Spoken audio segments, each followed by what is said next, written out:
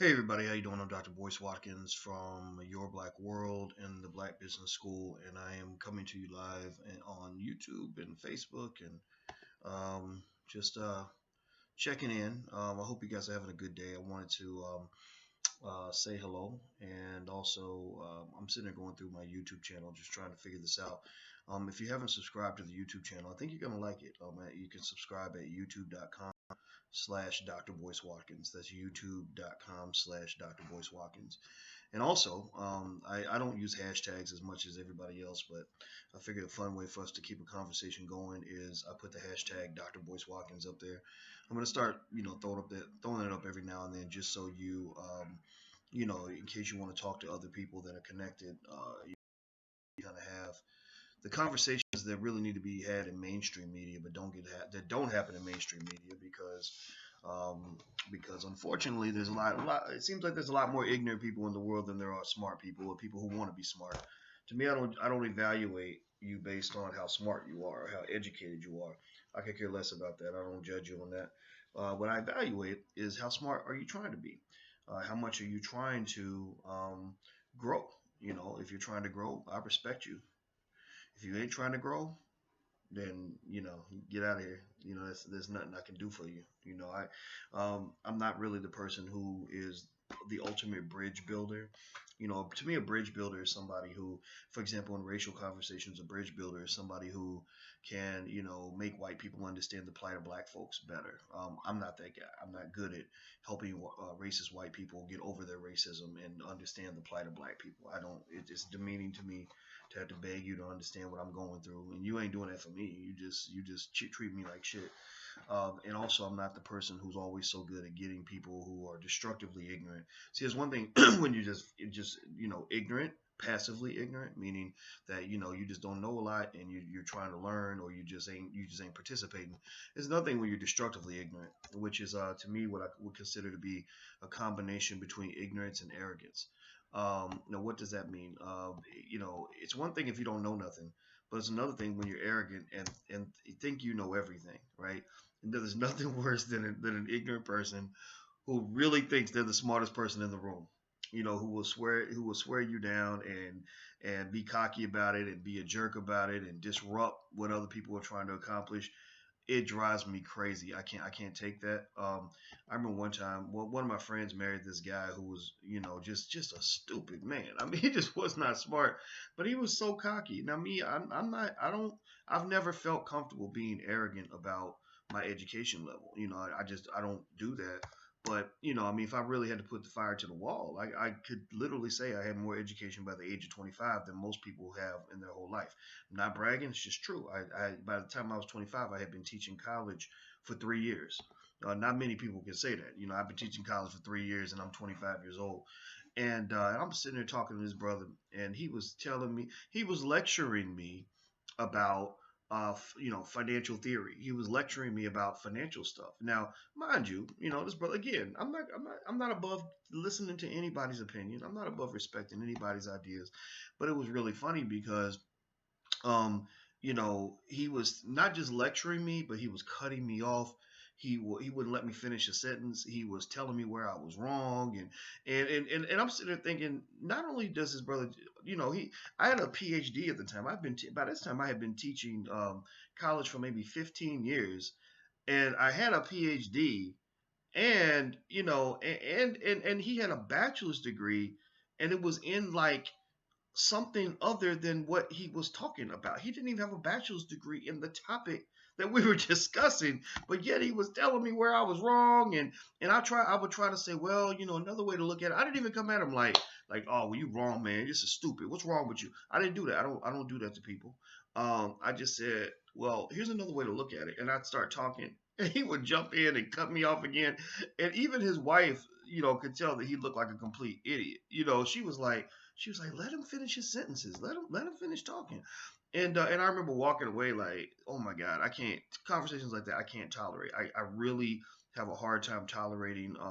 I won't say tolerating. I have impatience with conversations that are either just overly ignorant or overly destructive or overly empty. I think that life is short, and I think that it's more fun to live your life where you spend time having meaningful conversations with people. And so what I would encourage you to do is enjoy being deep. There's not a lot of deep people around, but when you find them, you know, grow from the discussion. Don't just sit around talking about stupid stuff. Don't just sit around wasting time. One time, I every now and then I'll try to do stuff that I see regular people doing. Like going to dinner and just sitting there for 2 or 3 hours and having worthless conversations with people you don't even want to talk to. And I remember I did that one time. This was a few years ago when I dated this about 5 6 years ago when I dated this girl in Chicago. So I was like, okay, I'm gonna try to make this comfortable because at that time my life was already a little weird. My life has been different from everyone else's for a while. When you kind of are in the public eye, you just have a different set of expectations. Like for example, if I'm sitting there watching TV and it's nighttime and I get a call from Jesse Jackson, I gotta take that call, right? I need to see what the Reverend needs. And some people get that, some people don't. So I said, okay. And she would give me so much stuff about it. She gave me a lot of shit about it because she got and to tell you how funny this was, like I remember she used to get mad because I wouldn't watch Basketball Wives with her the whole time. So I tried to do stuff like that. I was like, okay, I'm gonna try to watch Basketball Wives, and I would watch it and I analyzed it, and I was like, oh, this is something I could write about tomorrow because this is just ratchet. And I remember she complained because she said you're not. I said, well, I watched Basketball Wives with you, like, what, is that cool? And she said no, because you had your laptop open and you took a phone call. And I was like, oh my god. So that's when like, you don't need to be around. So I remember one time we went to dinner and we were sitting with some people, and I remember just observing how we were just sitting there not talking about anything. Like literally, I mean, we sat there for 2 hours and I'm sitting there, my mind spins. Like, to me, time is money. To me, I've always, and this is something I want you to just kind of think about when you're trying to accomplish goals. Time is money. It's not just money. Time is more valuable than money because you can get money back when you lose, but you can't get time back. And so I'm sitting there thinking, I'm like, man, I'm wasting 2 hours of time sitting here talking to people who are boring as a pile of bricks, who ain't got nothing to talk about, and they really feel like this is a productive use of time. To me, when I see people sit around wasting time, I don't understand it. It doesn't make sense to me. I'm like, time is precious. Your life is short. You're going to be dead one day.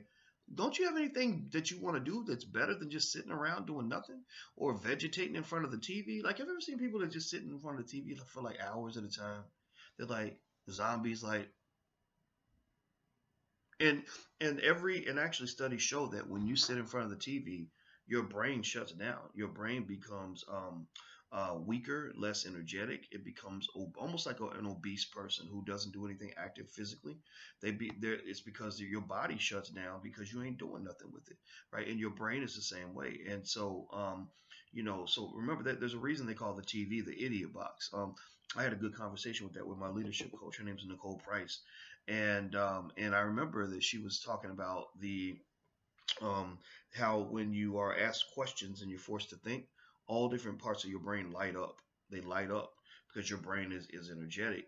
Whereas if you're just sitting there and you're just staring at the TV and taking in information, you're not processing anything. So people who spend a lot of time just watching TV just don't tend to be critical thinkers. They can't figure things out as well because they're used to the information just being dumped inside their brain, the brainwashing just kind of being poured inside of them, as opposed to them kind of figuring things out on their own.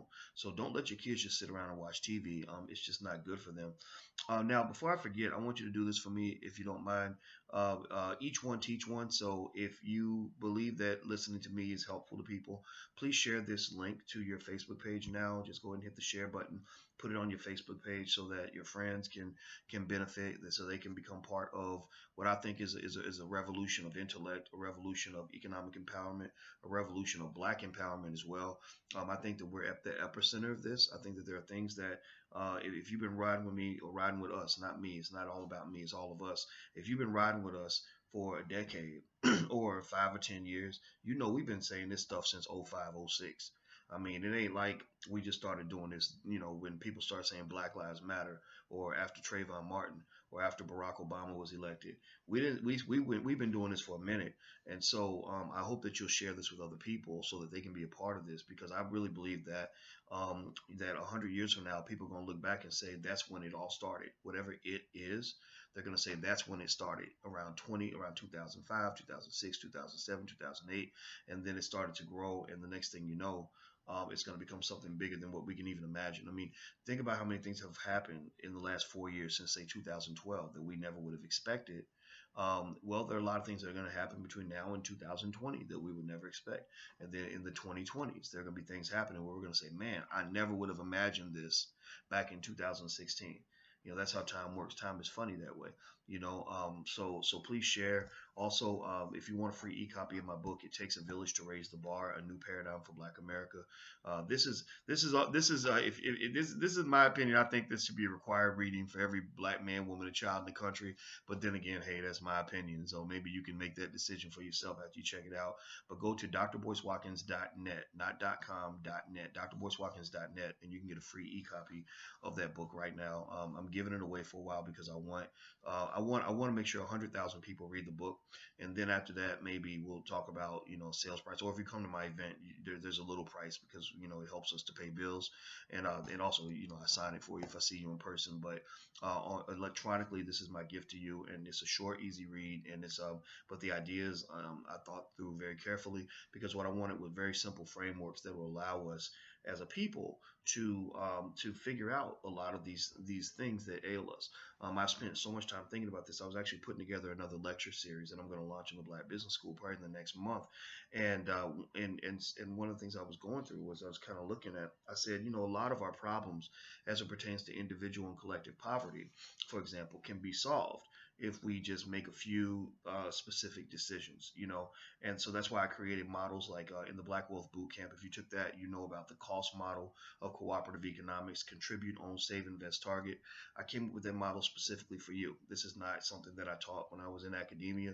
This is not something you're going to see anywhere else. This is something that I designed specifically to solve problems in the Black community in a very simple framework, such that if you know these ideas, you understand how a cooperative economic model is built. You understand how a Black Wall Street is built, what a Black Wall Street looks like. Same thing for children in our Black Millionaires of Tomorrow program, wealth building program for kids. We have, I want to say we have 2,000 to 3,000 children in that program now. It's a digital program on wealth building, so your kids know the basics of how to build wealth. How the difference between a producer and a consumer, how to save and invest, how the stock market works. Just everything from what it means to invest, what it means to own a business, the difference between being a business owner versus being an employee, stuff like that. In that class, one of the models I also put together was something that I call the KID model: knowledge, investment, discipline. And basically with this model, the way it's broken down is that I looked at this and I thought it through very carefully, and I said there's almost no way a parent could follow this model with their child, this very simple model, from birth, and not have their child become a millionaire by the time they're 30 or 40 years old. And so really it does guarantee your child doesn't become an economic victim at the very least.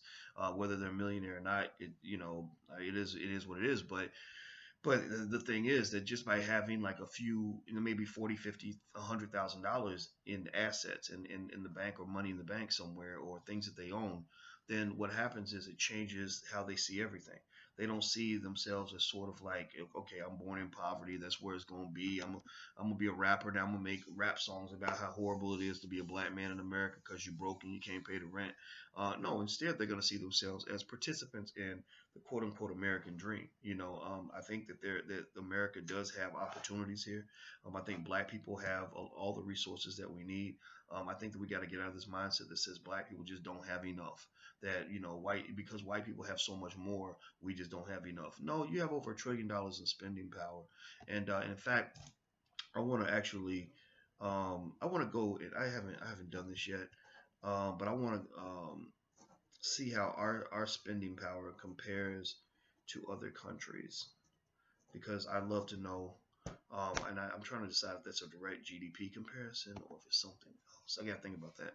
Anyway, if anybody has expertise in this, feel free to throw in some commentary on this, and I'll respond to that. Now, Bridget Boyd Jones wants to know, how do you enroll your children? If you want to enroll your children in the wealth building program for kids, go to blackmillionairesoftomorrow.com. That's blackmillionairesoftomorrow.com. There's a 30-day 100% money back guarantee. So if you're not happy for any reason, you just email support@theblackbusinessschool.com. They can give you a refund. I think you're gonna love it. Also, the the Black Wealth Boot Camp, which is another very popular class we have. We just finished our session. We're gonna start a new session August 4th. If you want to enroll, go to theBlackWealthBootcamp.com. That's theBlackWealthBootcamp.com. If you want to get a discount, use the discount code NOSLAVE. That's one word, NOSLAVE, and you can get 25% off. Maria Lloyd's running that special just for the weekend.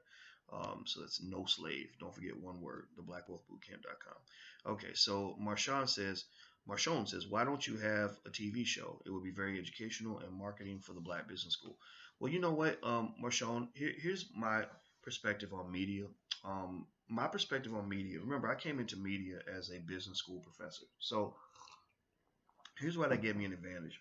Because I was at Syracuse. Now, Syracuse has theoretically one of the best media schools in the country, and they're very good. They're good at producing people that are good for working for media organizations.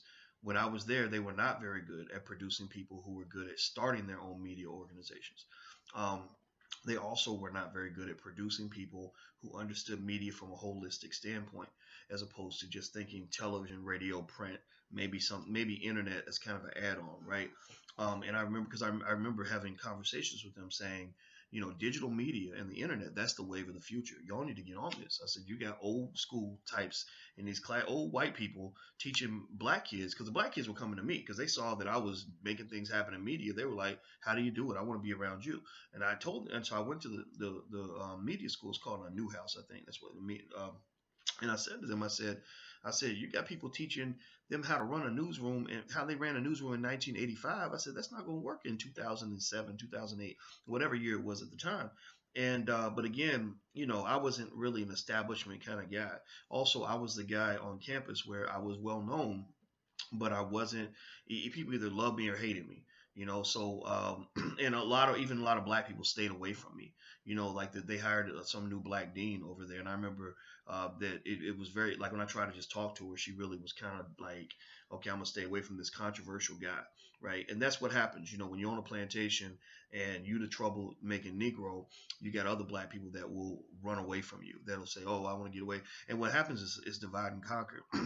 Basically they conquering her, they trying to conquer me, and all this because we're not sticking together. Because black people are scared of each other. We've always been afraid of each other on the plantation. Because if I see you getting beat by Massa, then I don't want to get beat, so I'm going to run the other direction. I'm going to stay over here because Massa told me if you stay away from this nigga over here, then you're going to be okay. But if you get over there with him, you're going to get beat too. So at that time too, I was a less established entity. So it wasn't as if you knew that kind of rolling with Boyce Watkins was going to be a good thing for you anyway. Like now, those same people who ran away from me, they brag about the fact that they used to know me. They'll have students that come up and say, yeah, we heard Boyce Watkins used to be here. Do you know him? They'll be like, yeah, I knew him and we were friends, blah, blah, blah. Telling lies. These people weren't my friends. I didn't have that many friends on campus. I can name one professor on that campus. Two. Kyra Reed and Peter Kovios. I can name two professors on the Syracuse University campus. I can't name anybody else. I don't know the names of anybody else that teaches on that campus, but I was there for 13 years. But I was kind of in my own world trying to work for my community. I wasn't really worried about the bureaucracy. Bureaucracy gets in the way of progress. So anyway, let's go back to the media thing, okay, because I want to make sure I answer your question, Marshawn. I don't want to go too far off. Here's the thing. I saw media from a holistic standpoint. I didn't see media as television, radio, or print, or even digital. I saw media as any method available to allow one person to communicate with the other. So media could be me standing on my porch with a megaphone and yelling things through the megaphone. Media could be me sending carrier pigeons to your house with information within the carrier pigeons. Media could be me getting on the telephone and doing a conference call. Media can be a lot of things. And all that matters is that the message gets from one person to the other. Now, here's the thing. I was never a mainstream guy. I'm still not. I'm a little more mainstream, I guess, to some people because I'm on shows like The Breakfast Club, and and I've done a lot of stuff with Ebony Magazine and Essence and stuff like that. But I'm still not quite mainstream. The mainstream people know me though. They know who I am. Oh, believe me, especially the people with BET. I've heard they have meetings and they talk about me over there. But I'm not totally mainstream, and so I never really sat around saying to myself, how am I going to get the mainstream to acknowledge me and give me a show?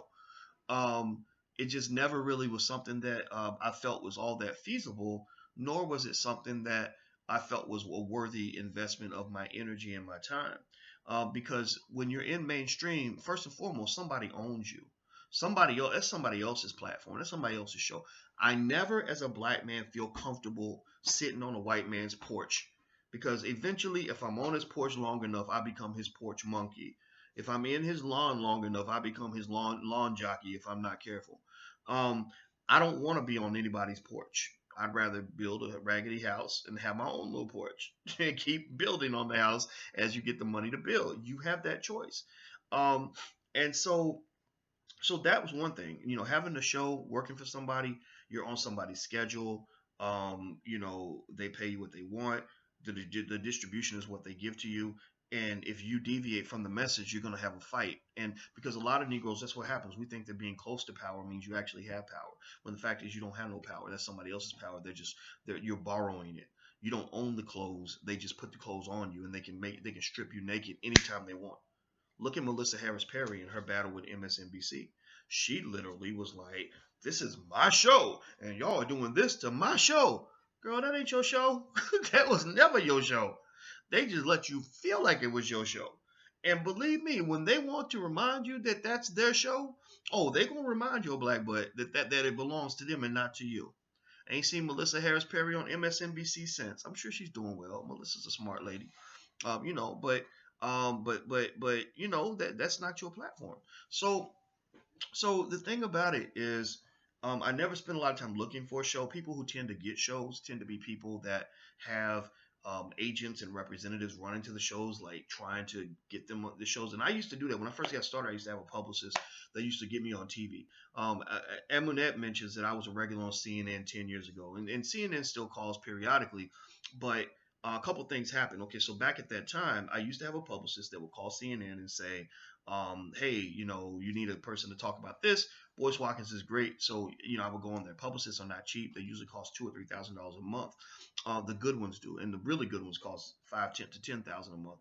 And it just, my bank account would be empty because I'd be trying to pay the publicist. And the worst thing about a publicist is you get a lot of bad ones. You have to kiss a lot of frogs before you find the princess, right? So I had to go through some bad publicists. One lady, I swear to God, I'll never forget this lady. This lady, she was so friendly. She reminded me of Patti LaBelle's character on Different World when she was with Dwayne Wayne and remember that she was Dwayne's mama and she would make the peach pie and everybody loved her, whatever.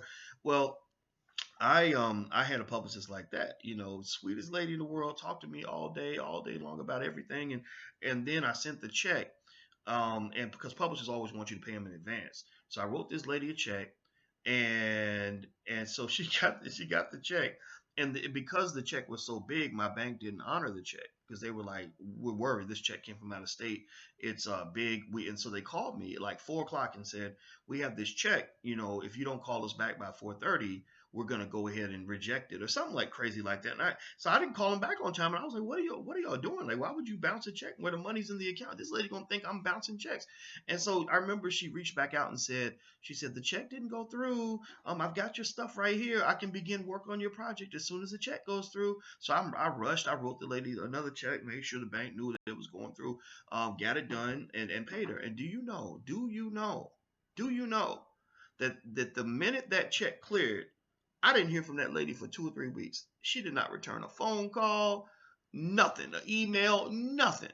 The lady who was chatty patty with me before she had my money, once she got that money in her hand, this lady didn't call me back for nothing. And I was pissed. I was livid. I was so mad. I told my brother, I said, watch what's going to happen. I said, she ain't going to get us no results.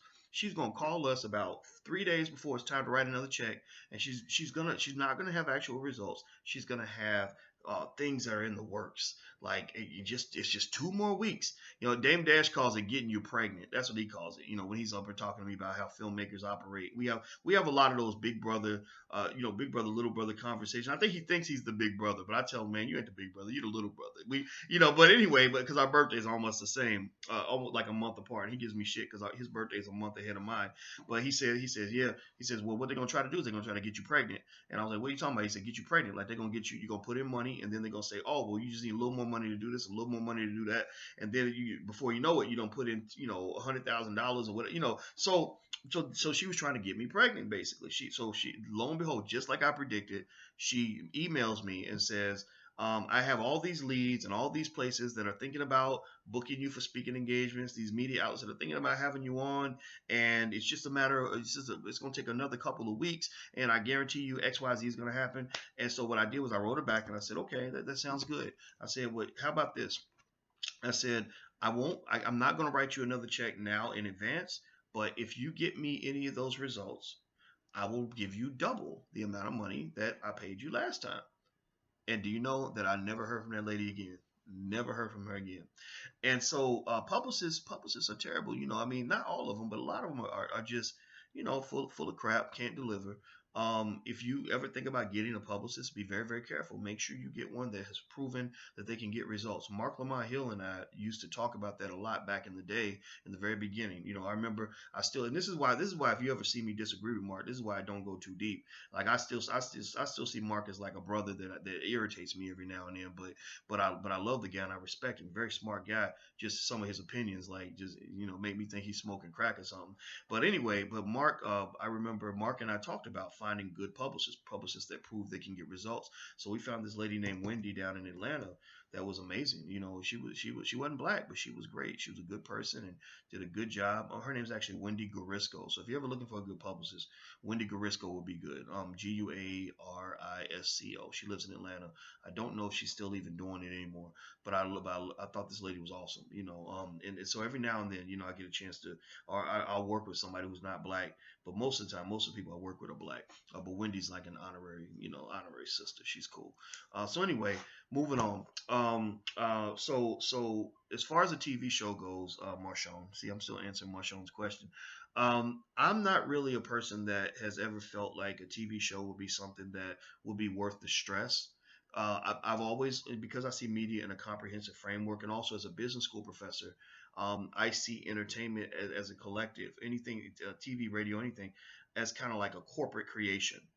So it ain't so much like, for example, fame is manufactured. Fame is created through corporate money. Fame is not something that just happens because you're good at something. It's not something that just happens because you got lucky. Fame usually is something that is created through a sustained economic engine. So as a business school professor, my thinking was always, how do you sustain an economic engine? Because that's what black people need. We need sustainable economic engines that are driven by us, that allow us to build and support and maintain important institutions for us. That's why black media is dying, I believe, because many of these organizations are not creative about how they make their money. Ebony Magazine, God bless them, love them, but I think I look at some of the stuff they do and I say, man, wow, I would love to sit down and consult with y'all and tell you how to do certain things. But unfortunately, there are a lot of institutions, like whether you're talking about HBCUs or you're talking about some media outlets, who are so used to doing things the way they did them back in 1985, 1995, that they're not prepared to understand that you're dealing with 2016. So that's why I think you see a lot of black media outlets dying, because they don't know how to they don't know how to be flexible with their business models. So they end up getting bought up. So my thinking was, the conversations I had with my brother related mostly to, and I remember having this conversation with Mark Lamont Hill actually back in the day. See what happens with these TV networks, and I'm just here to tell you guys, like, how things really go down. What happens with TV networks is, if you're on a network enough times, eventually the network hires you to be a commentator. And that was the thing that everybody aimed for back then, back before I really understood certain things.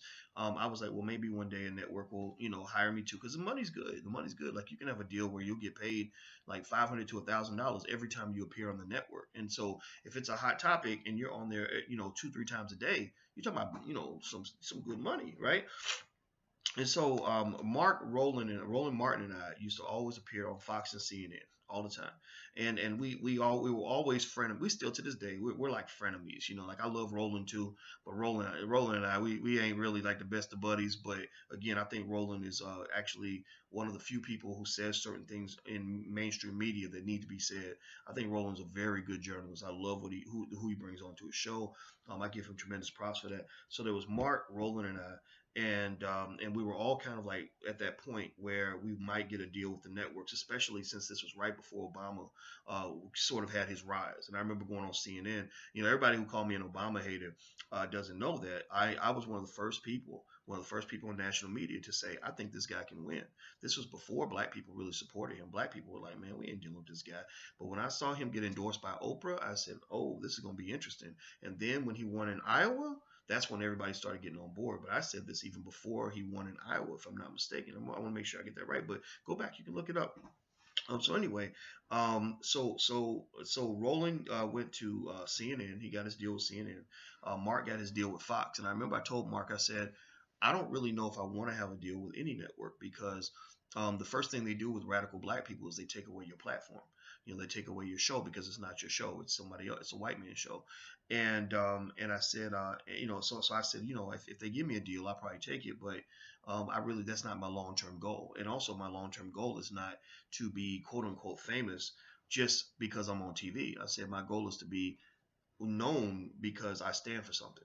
I said, look, I don't care if you like me or don't like me, but when you say my name, when you hear the name Boyce Watkins, I want you to know that means something and not just be like, oh, that's the guy who does the show about with dancing monkeys and or talks he talks about just who did what last night on basketball wise. Like I really, don't get me wrong, I'm not knocking that type of stuff, but it's not really what I want to do. Like I want to really talk to black people about things that matter to black people and have fun at the same time. Like I like to talk about what's happening in the world. I think the world is a natural classroom. It is an intellectual playground. It is a place where if you are a thinker, you can find thoughtful manifestations, thoughtful angles on anything happening in the world. Even the most ratchet stuff can make you say, here's another way to look at that. And that was a connection that I had with Wendy Williams on her radio show, was that she said it's interesting that you could talk about things that everybody else discusses, but you always come at it from a different perspective. And I think Wendy had a certain respect for that. I don't know if she had a professor in her family. I could have sworn that I read somewhere her father was a professor, so maybe that was where the respect came from. But Wendy Williams and I had a great relationship in radio. Now TV, she's gone, pretty mainstream, pretty pop. I haven't even talked to Wendy since she moved to TV. But before then, I was on a radio show, 5 or 6 times, and one of the most interesting conversations I ever had was the one we had right before she was about to make the jump to TV. And we would talk during the commercial breaks for long, because in radio the commercial breaks are super long. And so Wendy and I would talk about, she talked about how the uncertainties of going to TV, and I was like, you sure this is going to work out? I said, you're doing really well in radio. And honestly, I wasn't sure how it was going to work out. I was like, does Wendy belong on TV? But anyway, so since that time, one thing that disappointed me was that I feel like Wendy kind of abandoned a lot of her crew. Most of the people I knew that worked with her, again, this is my opinion from what I know. Most people that worked with her, it didn't seem like they were doing things at the same level. The only exception was Charlemagne the God, because Charlemagne just had a hustle spirit. I remember Charlemagne had some downtime where he didn't have anything going on, and he was doing a public access show down in South Carolina. And this is a guy I respect, and this is still tied to your question, Marshawn, about media and TV shows and all that stuff and Aminet. So don't think I'm going too far off. I do that. I go off the ranch because I see all these tangents and all these other things to discuss, but I do come back home. And Charlemagne was down in South Carolina doing a public access show, and I respected him a lot because even when he didn't have anything popping, he was still into radio. He still wanted to do radio. He was dedicated to his craft. That's the thing. If you want to be successful, you got to be dedicated to your craft. You can't just be dedicated when somebody's paying you, or just dedicated when things are going well, or just dedicated when you on top of the world. You got to be dedicated even when nobody's looking and it's dark and ain't no money coming in. And Charlemagne had that. Charlemagne had this little public access thing going on, and I was like, man, like wow, like like that's a huge change from the Wendy Williams show. And he would call me every week, and we would do these hour-long interviews, and they were exhausting. I would be like, man, guy, this guy, he keeps calling me every week. I don't want to do these shows, but I remember, the thing was, I remembered how much respect he showed for me when I was on Wendy's show. Before anybody knew me, Charlemagne, I told him about my book, What If George Bush Were a Black Man? And he said, I'm gonna read your book. And I was like, okay, sure, here, I'm gonna sign it, here you go, take it. And I didn't think he was gonna read it, to be honest with you, because I think most celebrities kind of lie to each other. They just kind of say, oh yeah, I'll call you, and then they never do. But he actually read the book. When next time I came back, he had read the book. And I said, wow, okay, this guy's different. And he always treated me with respect. So that's why I went on his show, even though it ate up a lot of time. I was like, this guy was nice to me, I'm gonna be nice. I can't, I got to respect this brother. And lo and behold, years later, Charlemagne is one of the controlling forces in all of entertainment. I mean, he's at a level that's higher than most, of the biggest artists out here. And it's because he was dedicated to his craft. So be dedicated to your craft. So that was one thing that disappointed me about Wendy. I kind of feel like if you rise up, the people that were with you should be rising with you. And so I didn't understand that. But it is what it is. I don't know. So so basically, I don't want a TV show per se because I just don't even know what that negotiation would look like in terms of allowing me to have the creative freedom to simply do what I do. If a TV show ever came into the works, it would have to be a scenario where the person who wanted me to do the show respected what I've done already enough that they say, look, we just need you to come in here and just do what you do. Just do what you do. We're not going to try to micromanage or change too much or whatever. We just want to leverage what you created and built. And the thing was, I became more independent minded in terms of media. Not always. It wasn't always just because I just always wanted to. I didn't always have this vision, this grand vision. Half the time, I didn't know what the hell I was doing. I was just doing my best. But sometimes you get called to battle. In your life, sometimes you don't know. You don't even want to go to war, but you get called to battle and you get sucked into the war and you become a better fighter because of it. So here's how I got sucked into battle. It was 2007, and I got into this crazy thing with Bill O'Reilly on Fox News. It was a nasty back and forth, and CNN wanted me on the air like every day to talk about Bill O'Reilly. It was when he went to Harlem and he made some stupid comments about the people in Harlem. And you can go Google that if you want to. And then we got into another battle in 2008, Bill O'Reilly and I, over him making a joke about lynching Michelle Obama. And so CNN had me on a lot because the host they liked hearing what I had to say about O'Reilly. I knew I had creative ways to express my disdain for this bigot asshole, and it was going fine. And then it got real. It got real where O'Reilly started to attack CNN, not me. He started attacking CNN. And what I really think is that some white person somewhere, and again, this is the thing. See, that's the thing. When you're black and you're in a white environment, you always are at risk of being the sacrificial nigga. That's the bottom line. They will string your ass out and throw your ass to the wolves, like whenever. So, and again, this isn't something that upsets me because it doesn't surprise me. This happens all the time. I study my history.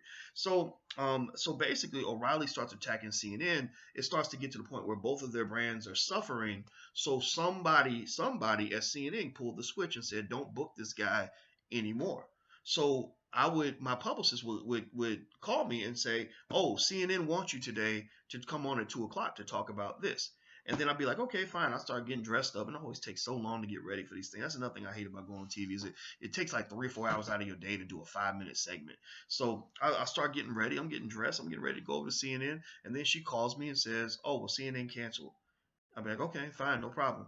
Next day, CNN wants you on at 4:00. Blah, blah, I'm getting dressed, getting ready, blah, blah, blah. Calls me again. Oh, CNN canceled. And they kept doing that. And after about the 4th or 5th time, she said, "I think you've been blackballed. I think that your name is on the list of people who they are not going to book." Right? So the thing was, this was during the election. This was when Obama was on his rise. Race was a huge issue.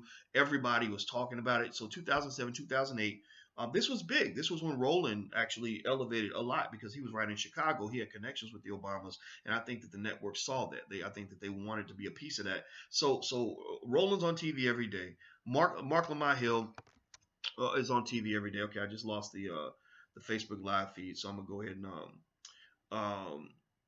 and reset this. Give me 1 second, guys. If you're watching on YouTube.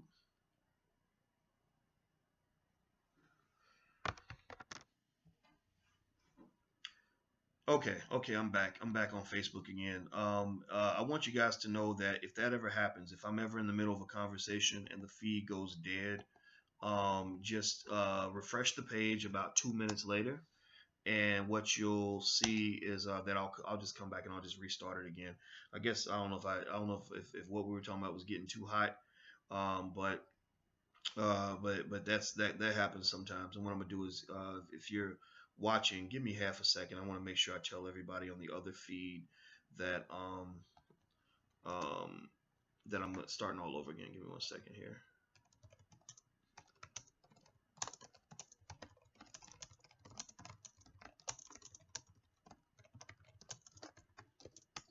Okay. All right. Cool. So where was I? Okay. So I was blackballed from CNN, and so here's what happened. So during that time, because of this, because of the whole blackball thing, remember it was a big time. I mean, that was when Roland was doing a lot more television stuff. That was when Mark Lamont Hill got his deal with Fox News. I probably wouldn't have taken a deal with Fox because Fox was so racist. I didn't realize how racist they were when I first started working with them. I was actually thinking that they were just a regular news network, and then it took me time to realize, wait a minute, these people don't really want to tell the truth. They just want to, dog out black people and get ratings for that. And so what I did was I remember that it was a really bad time to be banned from TV because that was when everything was popping. That was when money was flowing. That was when opportunities were out there for what Yvette Carnell calls the Negro explainers. The black people who can explain, what's happening with racism and explain the black side of Barack Obama. Things like that. So long story short, what this did was this forced me to really kick in with my business instincts and figure out, like not just how to get into media, but how do you create media.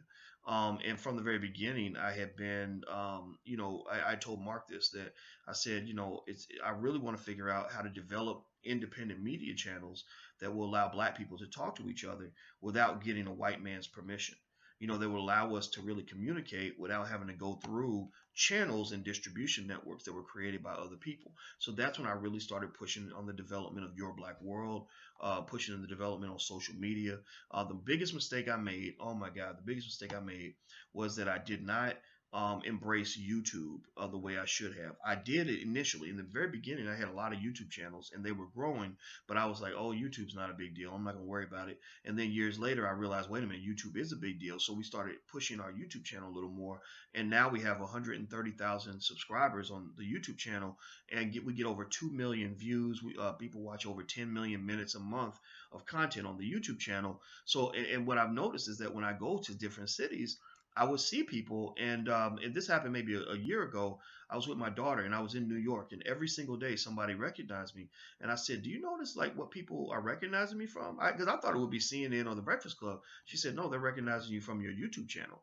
And I was like, "Wow, this is really fascinating. How this kind of works." So that was a mistake I made because really the YouTube channel has 130,000 subscribers now, but we could have easily been well over a million by now. If we had done what we were doing back in 07, 08, we would have over a million subscribers on YouTube. And I have no doubt about that. And to me, that's a powerful thing because when you have, that many people, that many black people, hearing knowledge and information and intellectual discourse, it literally has the capacity to really reshape the dynamic of our whole community. Because right now, every morning on the radio, your kids are eating ignorance for breakfast. They're being fed poison every day, psychological poison. And the thing is that it harms us the most because we don't think it's a big deal.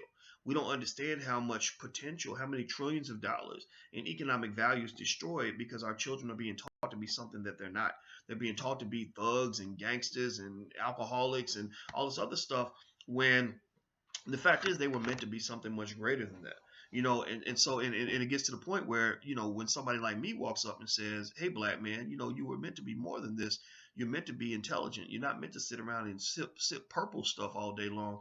Like sometimes I get a positive reception. Sometimes I don't.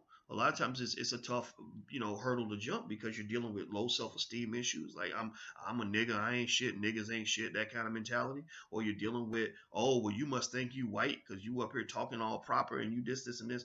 Or Dr. Boyce, why you looking down on people? What's wrong? Why you think somebody ain't as good as you because you say something about him sipping purple? I ain't saying none of that. I ain't saying anybody's better than anybody. I'm saying that you could be every bit as great as I am and then some. But unfortunately, somebody's hijacked your brain to the point where you think you ain't shit. You think that you were supposed to throw your life away because you don't value your life. If you had been raised to believe that you were as precious as I know you are, then you would never sit around here sipping purple all day long and smoking weed and just wasting your life like that. You wouldn't do that because you would see your value the way I see your value. And so, anyway, I don't even know how I got to that point, but finishing the media thing, so fast forward now. Now I'm very happy with our media outlets. I'm very, very happy with what we have in terms of distribution. What I do is I just look at numbers. That's it. I don't really care which outlet it is, whether it's TV, radio, print, or internet. I'm like, how many people did we reach, and did we reach the right people? And that was my challenge with CNN, was that I said, okay, it's nice going on CNN, it's prestigious, and people think it's a big deal, but most of the people I'm reaching are not even the people I want to talk to anyway.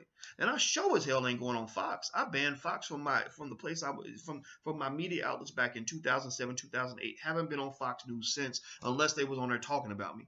I don't do Fox News. So I'm like, why in the hell would I want to go in front of a bunch of bigots and have them sending me hate mail and I want to kill you, nigga, and I hate you and you're a racist? Well, why would I want to put up with that stuff? I mean, anybody who's ever been on Fox, oh my God, will tell you the email. I still have it. I still say one day I need to just release all these emails because I saved them. I said I want to save these for my grandkids, so my grandkids can see that their grandfather wasn't sitting around doing nothing. But I said these. I got like hundreds. And when I spoke on Hurricane Katrina, when I was basically saying the very simple things, it wasn't rocket science. I was basically saying George Bush needs to be prosecuted for abandoning these people to die.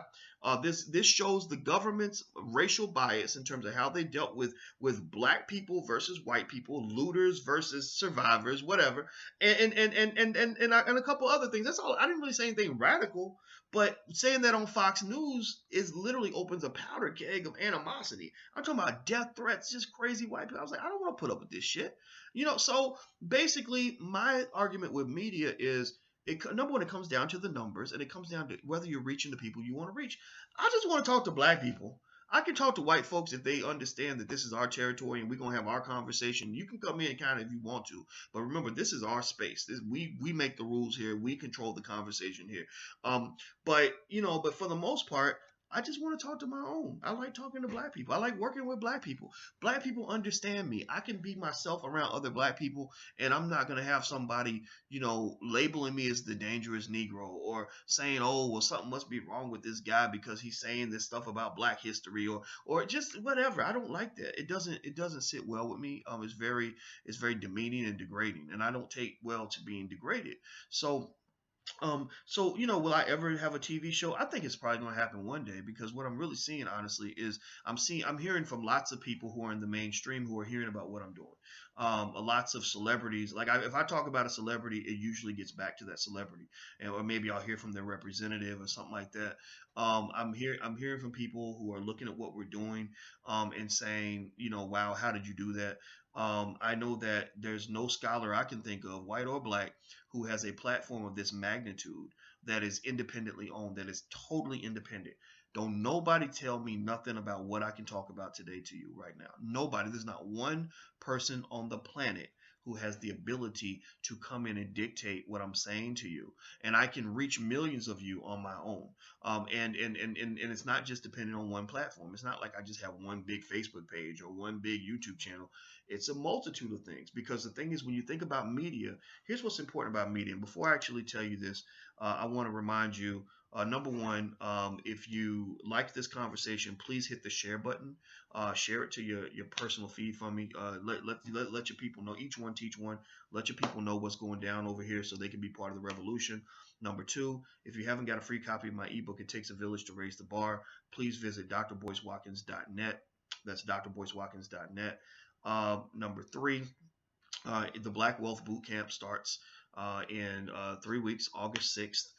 You can join the Black at the blackwealthbootcamp.com. Don't forget the THE, theblackwellthbootcamp.com.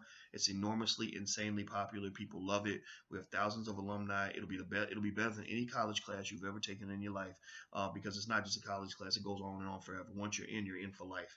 So this weekend you can get a discount. Maria Lloyd set it up. The discount code is no slave. That's one word, no slave. So when you sign up, make sure you use that code, and it'll take 25% off the price. So anyway, now that I threw that in there, see, that's the thing. You got to do those little commercial breaks so we can like pay the bills. So I hope you guys will help us pay some bills so we can keep this thing moving. But here's one thing about media that's really important. You see, understand this historically. The first thing that an invading country does when they attack another country is they blow up the TV and the radio stations. Or either that or they take them over so they can spread their own propaganda.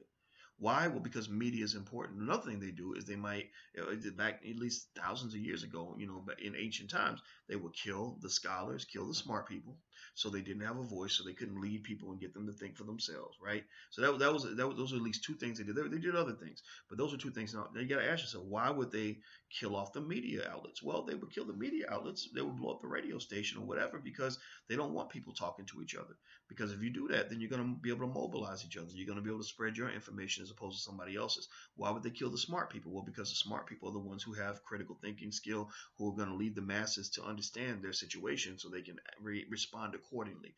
So ultimately, I have found that as an educated black man who's not afraid to say what's on my mind, that does make you into a threat. I've had prisons that have told me I can't come into prison. I can't come into prison and talk to their men because they got so many black men who are enslaved in those prisons that they don't want them hearing what I might say to them. And that's really interesting because I don't have a criminal record. I haven't done anything illegal. I haven't broken any laws. I haven't hurt anybody. But they don't even want me in the prison because knowledge is dangerous. Education is dangerous. Ignorance is safe for them. They love ignorant black people. Especially ignorant, self-destructive black people.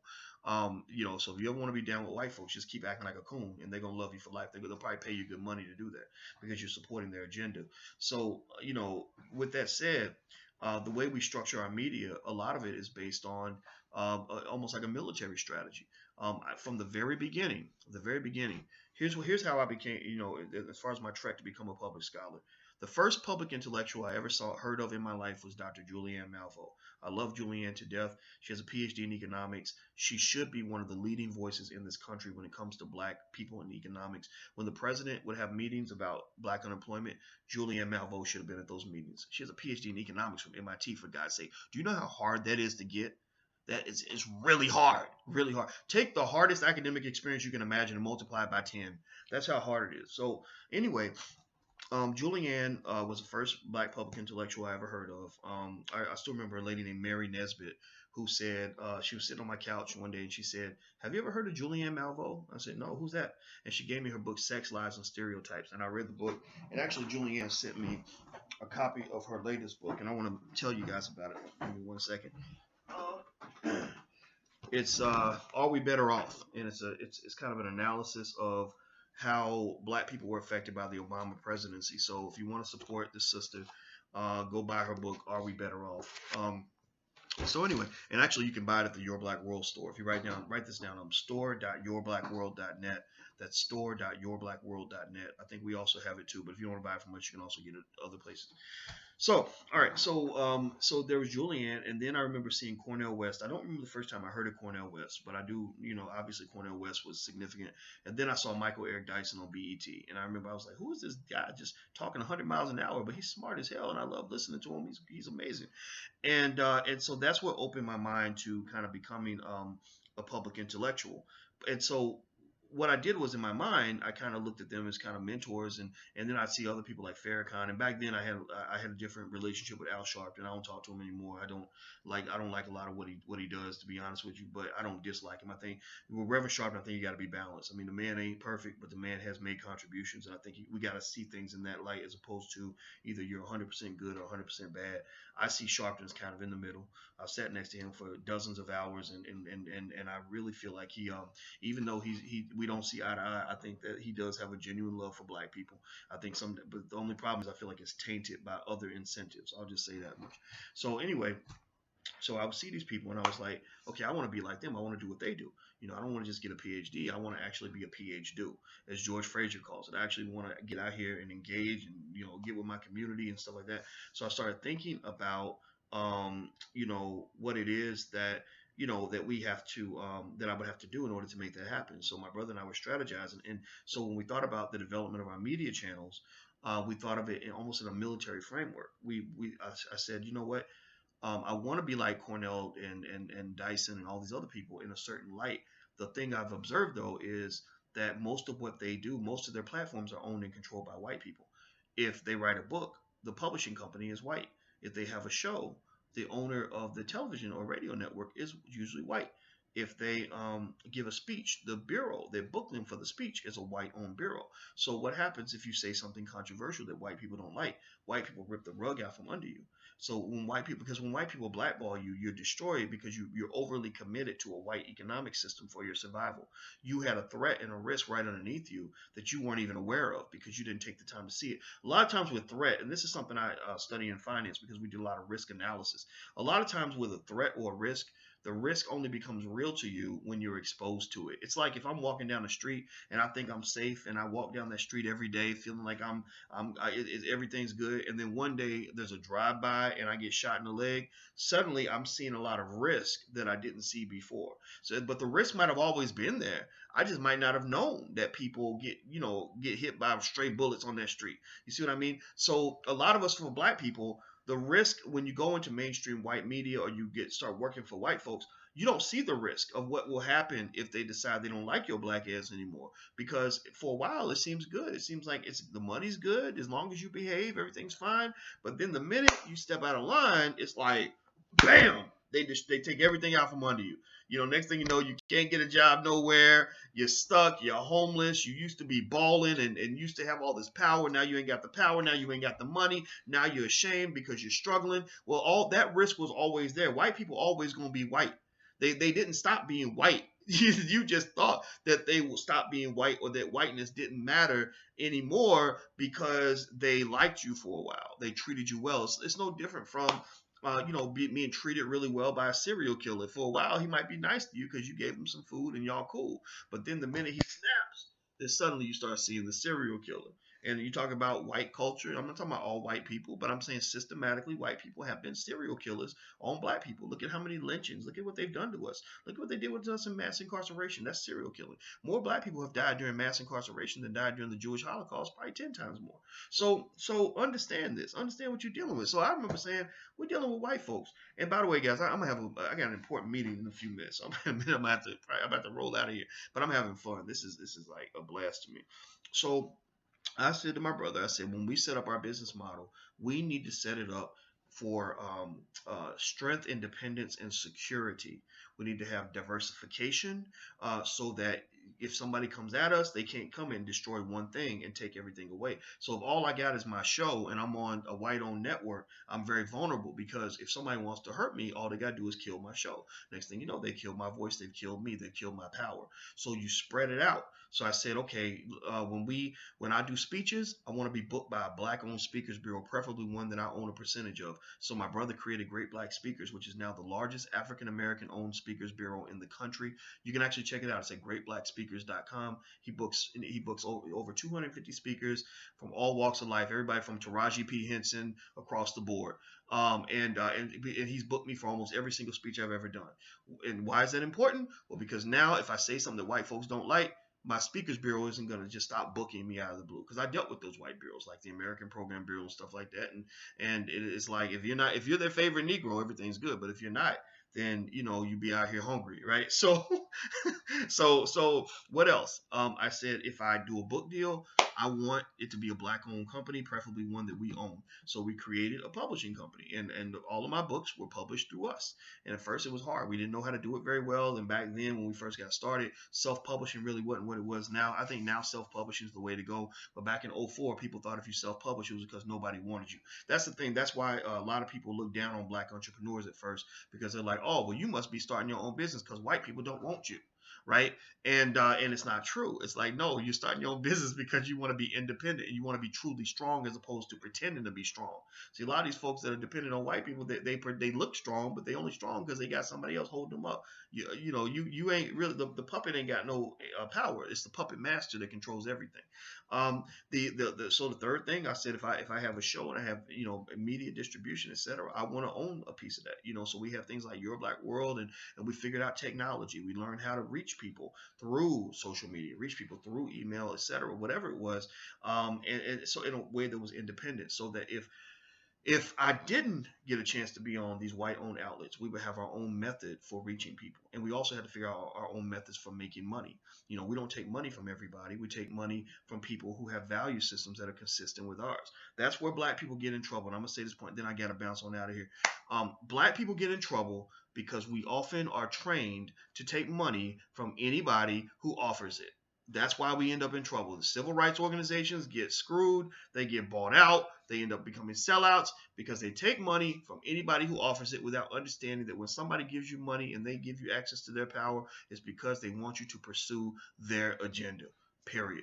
And so it's worked, and I'm going to tell you, the first test of that theory was when Bill O'Reilly went ham on me. When Bill O'Reilly, there's nothing like watching Fox News and seeing them talking about you every day for 4 or 5 days in a row and talking about how much of a racist you are and all this. You can't defend yourself. Not that I wanted to go on Fox. I told Fox I wasn't coming on there anyway, but I didn't, but still, they didn't even ask me, right? So they're talking smack about you. They're trying to get you fired. Imagine if your boss's boss gets a phone call and is like, you got a racist on your campus. I'm not going to donate to you next year. I gave you $1 million last year. I'm not going to give you any money now. Imagine that, the pressure of that, and knowing that you're going to lose this $120,000 a year job that you spent a decade training yourself to get. It took me a decade to do all my doctoral work and get all my master's degrees. I was in school in graduate school, not undergrad. This isn't including undergrad. I was in graduate school from 1993 to 2002. It was literally 20 days before 2003 when I finally had my PhD in my hand. So you done spent almost a decade trying to accomplish this, trying to get to this point, and all that's in jeopardy because some racist son of a bitch decides that he wants to go and get you fired. That's pressure. But the thing is, I know as a black man, I'm not going to bow down to you. I'm not going to let you punk me. You're not going to punk me. You're going to have to kill me. You're going to have to take everything I got. You're going to have to leave me butt naked in the street, beaten half to death before I even think about allowing you to get me to change my point of view. And even then, I'm not going to do it. Just go ahead and step on my head and murder me because that's how it's going to have to end. But the thing about it is, it ain't so much about being courageous all the time. I'm not more courageous than a lot of people. It's about positioning yourself where you can be courageous. So the defining factor, the defining variable that led me to take a stronger position when it came to O'Reilly, because the media started calling me and they were like, what are you going to do? Are you going to apologize? Blah, blah, blah. The defining factor that made it easier to remain strong was because I knew we had other sources of income. I knew we had other things popping. And so I said, well, if I lose my job, it's going to hurt. It's going to be literally a 60% reduction in income, but I don't have the fear that many of us have as black people. The big fear is that you're going to end up homeless, that you're going to end up not being able to pay your bills. That's how white people control you, is with the threat of homelessness.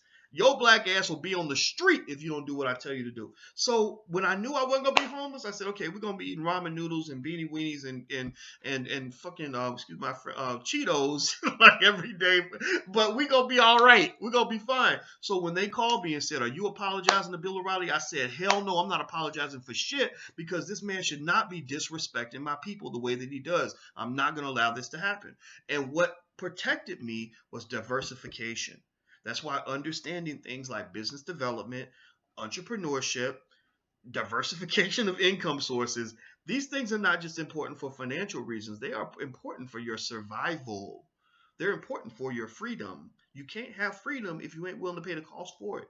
And paying the cost, part of paying the cost means having the expertise. That's why I repeatedly say, and I'll say it again, every black child in America needs to know how to start a business before they go to college, before you learn the latest dance that everybody's doing, before you learn every song on the radio. That kid needs to learn how to start a business so he can be safe when the vultures come attacking, because they going to come get him. If he's a strong black man, they going to come get his ass. And the question is he he going to be sitting there praying and hoping and singing "We Shall Overcome" and hoping that they don't attack him? Or is he going to be ready? Is he going to have a shield and a sword and say, you come get him, motherfuckers. I'm going to take all of you right now. That's what you want. You need Nat Turner. You don't need this passive stuff. You don't need somebody that's just praying that white folks do the right thing. You need people that are going to force them to do the right thing because they know they're dealing with a force to be reckoned with. And that's it. I'm going to stop talking because if I keep talking, I'm going to end up probably saying something that's going to get me in even more trouble with people. And I didn't mean to cuss. I'm sorry, but this is who I am. This is how I feel about this. This is real. I mean, you're really in a battle out here. I mean, these people ain't playing with you. You're in a world that is built on global economic warfare and extensive competition. That's it. So begging white people to be nicer to you ain't gonna work. Telling them how horrible your plight is ain't gonna work. Reciting one article after another with all these studies explaining racial discrimination and how it works, that ain't gonna work. They do not care. People start to care when you make them care. They only respect power. Historically, systematically, they have been savages towards you. No question about it. Even they will agree that their behavior has been quite savage towards you. So when you deal with a savage, the only way you can control the savage is with power. You take that hammer, you hit him upside the head, and you make him submit to your power. If you can't do that, if you sit there and you beg and pray and try to rationalize with the savage and try to bring out the best in him and all this other stuff, you're going to get slaughtered. He's going to eat you up because he's laughing at you because you don't understand the game that you're playing. That's it. Okay, I gotta go to this meeting.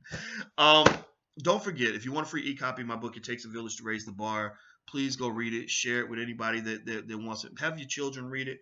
You can get a free copy at drboycewatkins.net. That's drboycewatkins.net. If you want to join the Black Wealth Bootcamp, which is a class I teach on financial literacy, go visit theblackwealthbootcamp.com. That's theblackwealthbootcamp.com. Use the discount code NOSLAVE, one word, not two, one word, NOSLAVE, and you get 25% discount on the cost of tuition. The third thing I want to tell you about is if you want to teach wealth building to your children, we have a great wealth building program for kids at blackmillionairesoftomorrow.com. That's blackmillionairesoftomorrow.com. We have thousands of kids in the program now. Your kids are going to love it. Plus, on top of that, there is a money back guarantee. So if you don't like it for whatever reason, we'll give you your money back.